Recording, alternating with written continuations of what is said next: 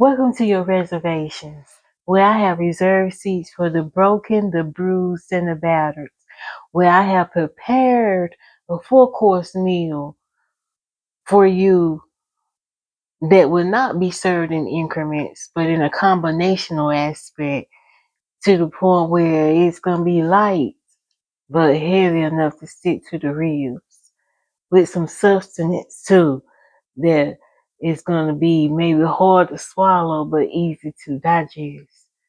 Yeah, this four-course meal is going to consist of the hors d'oeuvres, appetizer, main entree, and some dessert.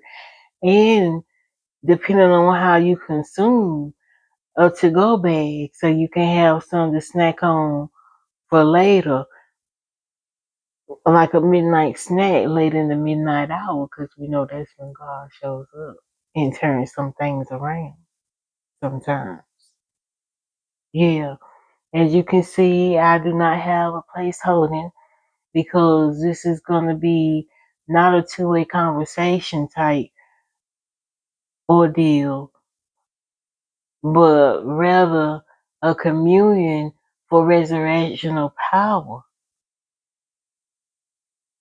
for me to serve and feed you knowledge, wisdom, and understanding, because I've come from a place where I thirst after righteousness and can tell you the difference between clean water and sugar honey iced tea.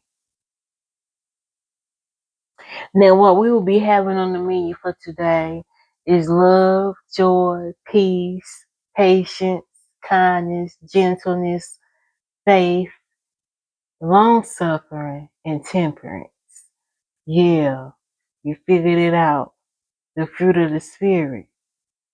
And if that's not what you want, then guess what? You ain't even got no reserved seat. As a matter of fact, you can exit left or go sit at the small table and eavesdrop and see what God's been cooking in his kitchen. And you might just want to catch you some crumbs. And we're probably going to be talking about you anyway.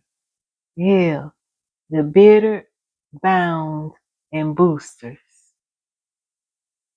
Now, I know that he said, it ain't always got to come from a pulpit perspective. Nah, this can come from a highly spiritual perspective, where he said, it is he who have made us and not we ourselves. And he also says, it is not good for man to eat by bread alone, but by every word that proceedeth out of the mouth of God. Now let's eat.